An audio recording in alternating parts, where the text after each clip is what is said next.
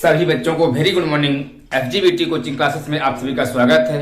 मैं संजीत गुप्ता आप लोगों के समक्ष आज बेसिक इंग्लिश ग्रामर का पार्ट 8 लेके आया हूं बच्चों। इसके पहले मैं आपको पार्ट 7 में वर्ड क्या है, वर्ड की डिफिनेशन क्या है, वर्ड की परिभाषा क्या है और वर्ड से कुछ आपके इडियम्स बने थे, मैंने उनको आपको पार्ट 7 में बता चुका हूं। यदि आप पार्ट 7 की वीडियो को ना देखे हो बच्चे तो पहले आप पार्ट 7 को अच्छे से देख लें। आज हम पार्ट 8 बेसिक ग्रामर इंग्लिश में आपका पार्ट 8 की चर्चा करने जा रहे हैं। पार्ट 8 में जो आपका बच्चों दिया है वो फ्रेज, क्या दिया है? फ्रेज। फ्रेज कहने का अर्थ होता है वाक्यांश। फ्रेज मीन्स क्या लिखेंगे आप? वाक्यांश। यदि हम फ्रेज की बात करें बच्चों तो फ्रेज की आप डिफिनेशन भी ऐसा बोल सकते हैं कि फ्रेज का जो अर्थ होता है वाक्य प्लस अंश। क्या है? वाक्यांश को आप डिवाइड कर सकते हैं वाक्य प्लस अंश अर्थात सेंटेंस प्लस पार्ट। ठीक है बच्चों। यदि मैं इसके डिफिनेशन की बात करूं बच्चों फ्रेज की तो आप बोलेंगे आ ग्रुप ऑफ वर्ड्स, यह वर्ड का यानी शब्दों का समूह हो सकता है। A part of a sentence, यह वाक्यों का पार्ट भी हो सकता है। No combination of a verb and a subject, जिसमें वर्ब और सब्जेक्ट का कॉम्बिनेशन ना हो, जिसमें वर्ब और सब्जेक्ट ना हो उसे भी आप फ्रेज बोल सकते हैं। और आपका जो चौथा है लिखा है it gives a sense but not a complete sense. आपका जो फ्रेज है बच्चों वो अर्थ तो देता है पर पूर्ण अर्थ नहीं देता है। अर्थ तो देगा लेकिन पूर्ण अर्थ नहीं देगा। जैसे हम एग्जाम्पल की बात करें तो हम आपके सामने एक एग्जाम्पल दे रहे हैं कि एन ऑनेस्ट मैन, क्या लिखे हैं? An honest man. देखिए बच्चों यहां पे लिखा है एन ऑनेस्ट मैन, ये आपका एक फ्रेज है। क्या है? फ्रेज है, ये सेंटेंस नहीं है। एन ऑनेस्ट मैन कहने का अर्थ होता है एक ईमानदार आदमी। क्या लिखेंगे? एक ईमानदार आदमी। ये आपका फ्रेज है, इसे हम सेंटेंस नहीं बोलेंगे। यदि हम इसे को ऐसे लिख दें कि ही इज आ, मैंने बोल दिया he is an honest man, an honest man. मैं इसको ऐसे बोल दूं कि he is an honest man, वह एक ईमानदार आदमी है, तो यह आपका एक सेंटेंस बन गया। लेकिन मैंने केवल इतना बोला है एन ऑनेस्ट मैन, एक ईमानदार आदमी, तो अर्थ तो देता है। देखिए यह वर्डों का समूह भी है, यह सेंटेंस का पार्ट भी है, इसमें सब्जेक्ट और वर्ब का कॉम्बिनेशन नहीं है और यह अर्थ तो देता है लेकिन पूर्ण अर्थ नहीं देता है। तो ऐसे ही ग्रुप ऑफ वर्ड को आप बोलेंगे फ्रेज। क्या बोलेंगे? आप फ्रेज बोलेंगे। ठीक है बच्चों। आपके सामने इसकी परिभाषा भी लिखी है कि एक ऐसा शब्दों का समूह जो अर्थ तो देता है पर पूरा अर्थ नहीं देता है उसे ही फ्रेज कहते हैं। क्या लिखा है? कि एक ऐसा शब्दों का समूह जो अर्थ तो देता है पर पूरा अर्थ नहीं देता है उसे ही फ्रेज कहते हैं। ठीक है बच्चों। यदि हम फ्रेज की टाइप की बात करें बच्चों तो आपके सामने टाइप भी लिखा है कि टाइप ऑफ फ्रेज, इनके कितने टाइप होते हैं, जैसे noun phrase, adjective phrase, adverb phrase, verb phrase और प्रीपोजिशनल फ्रेज। ये आपके टाइप हैं। आप बच्चों इनको अच्छे से नोट करें, फिर हम इनकी टाइप की चर्चा आगे करते हैं। ठीक बच्चों, आप इन्हें नोट करें।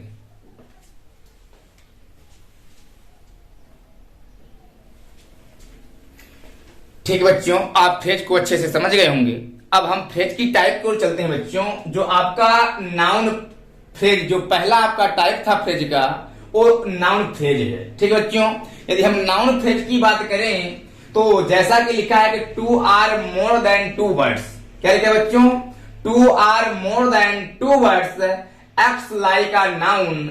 जो नाउन के जैसे दो या दो से अधिक शब्द जो नाउन के जैसे कार्य करते हैं उन्हें ही हम क्या बोलते हैं? उन्हें ही हम नाउन फ्रेज बोलते हैं। ठीक है बच्चों। जैसे इसका निर्माण कैसे होता है? Noun plus other associated word. Noun के साथ में कुछ अदर एसोसिएटेड वर्ड होते हैं विच क्वालिफाई द नाउन, जो नाउन को ही क्वालिफाई करते हैं। जो किसे क्वालिफाई करते हैं बच्चों? जो नाउन को ही क्वालिफाई करते हैं, ऐसे सभी वर्ड्स को हम नाउन फ्रेज कहते हैं। ठीक है बच्चों। इसका निर्माण कैसे हुआ कि noun plus modifier, noun plus modifier बराबर आपका बन जाएगा नाउन फ्रेज। आपके सामने एग्जांपल लिखा है कि the woman in the window shouted for help. The woman in the window shouted for help. एक औरत जो खिड़की पर है और मदद के लिए चिल्ला रही है। तो आपके सामने ये ध्यान रखें कि द वोमैन जो लिखा है बच्चों, आपका ये द वोमैन नाउन है और इन द विंडो आपका मॉडिफायर है। क्या है? विंडोफायर है। और नाउन और मॉडिफायर को मिला करके क्या बन गया बच्चों? नाउन फ्रेज बन गया। ठीक है, आप समझ गए होंगे कि नाउन और इस मॉडिफायर को मिला के क्या बना दिया? नाउन फ्रेज बना दिया। क्योंकि इसके साथ में कुछ अदर एसोसिएटेड वर्ड भी हैं, इन द विंडो। ठीक है ना, तो आप इसको अच्छे से नोट करें, फिर हम इसके आगे बढ़े।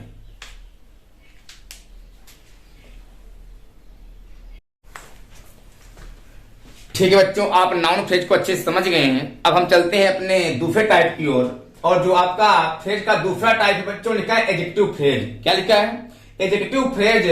यदि इसके डिफिनेशन की बात करें बच्चों, तो आप ये ध्यान रखें कि आप phrase that acts like an adjective, ऐसा फ्रेज जो एडजेक्टिव के जैसे कार्य करता हो इन आ सेंटेंस, किसी वाक्य में, इज कॉल्ड एडजेक्टिव फ्रेज। उसे ही हम क्या बोलेंगे? उसे ही हम एडजेक्टिव फ्रेज बोलेंगे। क्या बोला गया? कि ऐसे फ्रेज जो एडजेक्टिव के जैसे किसी भी सेंटेंस में कार्य करते हैं उसे हम एडजेक्टिव फ्रेज बोलेंगे। It's modifier a noun or a pronoun, जो नाउन और प्रोनाउन को ही क्या करता हो? क्वालिफाई करता हो। ठीक है बच्चों, आपके सामने एग्जाम्पल लिखा है कि द ताज इज ब्यूटीफुल। एक एग्जाम्पल है कि द ताज इज ब्यूटीफुल, जो ताजमहल है वो सुंदर है। कैसा है? सुंदर है। तो यहां पे यदि हम इस ब्यूटीफुल की बात करें बच्चों, तो आप ये ध्यान रखें कि ब्यूटीफुल आपका केवल ये एडजेक्टिव है। क्या है? एडजेक्टिव है। मैं इसी को ऐसे बोल दूं कि the Taj is very beautiful, जो आपका ताजमहल हो बहुत सुंदर है। तो जो बेटा आपका ये वेरी ब्यूटीफुल है, अब एडजेक्टिव के साथ में कुछ और भी वर्ड जुड़ गया, तो यही आपका कहलाएगा एडजेक्टिव फ्रेज। क्या कहलाएगा? Adjective, PHRASE, adjective phrase. ठीक है बच्चों, और किसको क्वालिफाई कर रहा? इस ताज को क्वालिफाई कर रहा। यदि ब्यूटीफुल की बात करें तो आपका जो ताज है वही तो सुंदर है। ठीक बच्चों, अब आप अगला सेंटेंस देखेंगे, the boy in the window shouted for help. तो द बॉय तो आपका नाउन हो गया, जो इन द विंडो है बच्चों, नाउन के साथ में कुछ वर्ड जुड़े हुए हैं, इसलिए हम क्या बोलेंगे? इसे हम नाउन फ्रेज बोलेंगे। और जो आपका वर्ड, ऐसे वर्ड जो नाउन को क्वालिफाई करते हो, ये आपका in the window word the boy को क्वालिफाई कर रहा। तो ऐसे वर्ड जो नाउन को क्वालिफाई करते हो बच्चों, तो उसे हम एडजेक्टिव फ्रेज भी कहते हैं। क्या बोलते हैं? जो नाउन और प्रोनाउन को क्वालिफाई करने वाला वर्ड होता है उसे हम एडजेक्टिव बोलते हैं। और इसके साथ में कुछ वर्ड एसोसिएटेड अदर वर्ड भी जुड़े हुए हैं, इसलिए हम इसे एडजेक्टिव फ्रेज भी बोल देंगे। तो ये आपका नाउन फ्रेज भी है और नाउन को क्वालिफाई कर रहा, तो आपका एडजेक्टिव फ्रेज भी है। ठीक बच्चों, इतना आप समझ गए हैं। आप इसे अच्छे से नोट करें, फिर हम अपने अगले टाइप की ओर चलें। ठीक बच्चों, आप नोट करें।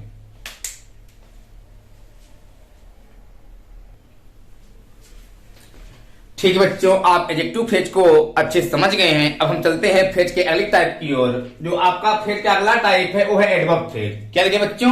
Adverb phrase. आप ये ध्यान रखें, यदि हम एडवर्ब की बात करें, पहले यदि हम एडवर्ब पार्ट ऑफ स्पीच में एडवर्ब की बात करें बच्चों, तो आप ये ध्यान रखें कि आखिर एडवर्ब क्या होता है। यदि एडवर्ब की बात करें तो एडवर्ब वह शब्द है जो वर्ब को भी क्वालिफाई करता है। एडवर्ब वह शब्द है जो किसी एडजेक्टिव को भी क्वालिफाई करता है।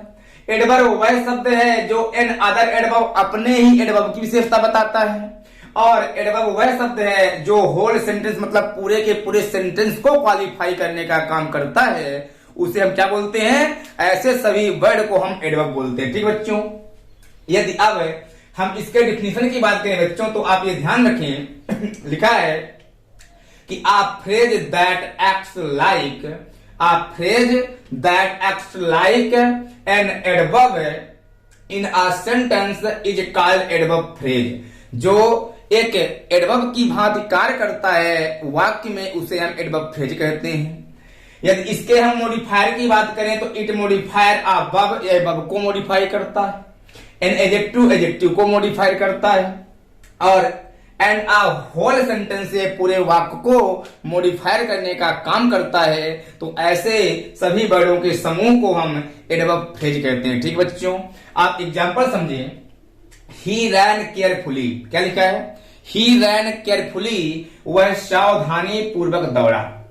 अब बच्चों आप ये बताएं कि जो वह व्यक्ति है, यदि हम इस व्यक्ति की बात करें बच्चों, तो आप ये बताएं, यह व्यक्ति तो केयरफुली नहीं है, यह व्यक्ति तो सावधानी नहीं है ना। जो व्यक्ति का दौड़ना है, जो आपका ये केयरफुली है, यह बताइए इस वर्ब को क्वालिफाई कर रहा है कि नहीं कर रहा। इस वर्ब को क्वालिफाई कर रहा। भाई व्यक्ति तो आपका केयरफुली नहीं है ना। यदि ही बराबर में केयरफुली बोलूं तो ये तो कहना गलत होगा, क्योंकि व्यक्ति केयरफुली नहीं है। जो उसका दौड़ना है, जो व्यक्ति का दौड़ना है वह केयरफुली है। अर्थात जो आपका ये रन है, ये रन मीन्स दौड़ना, ये रन का V2 रन है, ये आपका बब है। क्या ये आपका बब है। और यह शब्द जो बब को क्वालिफाई कर रहा, तो ऐसे शब्द को हम क्या बोल देंगे, ऐसे शब्द को हम एडवर्ब बोल देंगे। ठीक बच्चों। यदि हम अब एडवर्ब फ्रेज की बात करें तो नीचे लिखा कि ही रैन वेरी केयरफुली, वह बहुत सावधानी पूर्वक दौड़ा। कैसे दौड़ा, वह बहुत सावधानी पूर्वक दौड़ा। तो आपका वेरी केयरफुली यही आपका एडवर्ब फ्रेज है, क्योंकि एडवर्ब के साथ में कुछ और वर्ड जुड़ गए हैं जिससे यह एडवर्ब फ्रेज बन गया। ठीक बच्चों। तो इसे आप बोल देंगे एडवर्ब फ्रेज। क्या लिखेंगे, एडवर्ब फ्रेज। ठीक बच्चों, ये आपका बन गया एडवर्ब फ्रेज। नीचे लिखा है ही रैन विथ केयर, विथ केयर भी आपका एडवर्ब फ्रेज है। ही रैन इन अ केयरफुल मैनर, आपका आ केयरफुल मैनर भी आपका एक एडवर्ब फ्रेज है। ठीक बच्चों। तो आप एडवर्ब फ्रेज भी समझ गए हैं। आप इसे अच्छे से नोट करें, फिर हम आगे बढ़े। नोट करें।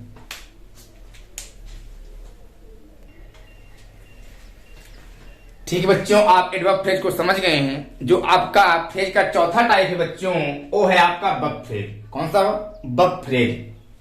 सबसे पहले तो आप ये ध्यान रखें बच्चों कि वर्ब फ्रेज आप उसे कहेंगे जिसमें हेल्पिंग वर्ब और मेन वर्ब दोनों रहेंगे। क्या रहेंगे, जहां पे आपको हेल्पिंग वर्ब और मेन वर्ब दिखेगा उसी का नाम क्या बोलेंगे आप, उसी का नाम आप बोलेंगे वर्ब फ्रेज। ठीक है। यदि हम इसके डिफिनेशन की बात करें बच्चों, तो a combination of helping verb and main verb, जहां पे हेल्पिंग वर्ब और मेन वर्ब का कॉम्बिनेशन होगा, जहां पे हेल्पिंग वर्ब और मेन वर्ब मिले रहेंगे इन आ सेंटेंस, किसी भी वाक्य में, इज कॉल्ड वर्ब फ्रेज। उसे भी आप क्या बोल देंगे, उसे ही आप वर्ब फ्रेज कहेंगे। ठीक है बच्चों। यदि हम इसकी एग्जांपल की बात करें तो C is reading, sorry C is sitting, तो आपका जो इज सिटिंग है बच्चों, यही आपका क्या कहलाएगा, यही आपका वर्ब फ्रेज कहलाएगा। वर्ब फ्रेज, इसे आप बोल देंगे वर्ब फ्रेज। हम दूसरे की बात करें, ही इज रीडिंग, वह पढ़ रहा है, तो आपका इज रीडिंग, इज आपकी हेल्पिंग वर्ब है और रीडिंग आपकी मेन वर्ब है। Helping verb plus main verb बराबर वर्ब फ्रेज। तो जब हेल्पिंग वर्ब और मेन वर्ब मिल गया तो इसी का नाम आप बोल देंगे वर्ब फ्रेज। क्या बोलेंगे, वर्ब फ्रेज। तो इसे भी आप लिख देंगे वर्ब फ्रेज। ठीक बच्चों। तो आप समझ गए कि वर्ब फ्रेज क्या होता है। ठीक, आप इसे अच्छे से नोट करें, फिर हम अपने अगले टाइप की ओर चलें। आप इसे नोट करें।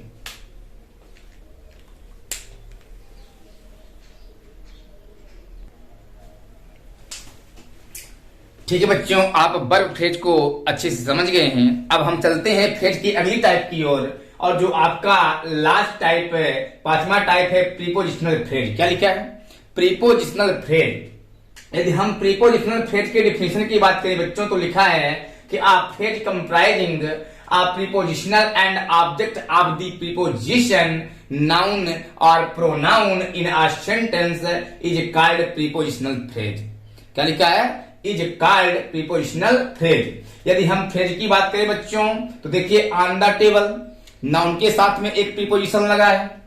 इन the field, in front of, तो जो आपको ये प्रीपोजिशन से लगे वर्ड दिख रहे हैं, इसलिए ये सबका क्या बन गए, इसलिए सब ये बन गए आपके प्रीपोजिशनल फ्रेज। ठीक बच्चों। आपके सामने एक एग्जांपल है कि the cattle are grazing in the field, जो मवेशी हैं वो मैदान में, फील्ड में चल रहे हैं। तो आपका इन द फील्ड, फील्ड के साथ आपका इन प्रीपोजिशन जुड़ा है, इन द फील्ड, तो ये बन गया आपका प्रीपोजिशनल फ्रेज।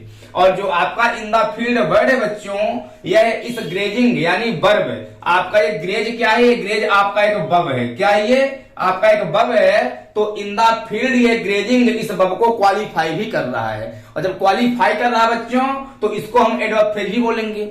जो वर्ड वर्ब को क्वालिफाई करता है उसे हम लोग क्या बोलते हैं, एडवर्ब बोलते हैं। तो आपको क्या बोल देंगे, इसको आप एडवर्ब फ्रेज भी बोल देंगे। ठीक बच्चों।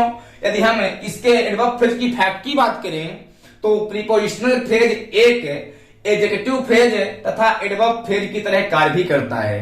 यदि हम प्रीपोजिशनल फ्रेज की बात करें बच्चों, तो प्रीपोजिशनल फ्रेज क्या है कि एक एडजेक्टिव फ्रेज तथा एडवर्ब फ्रेज की तरह कार्य भी करता है। ठीक है बच्चों, तो आज आप इस फ्रेज को अच्छे से समझ गए हैं।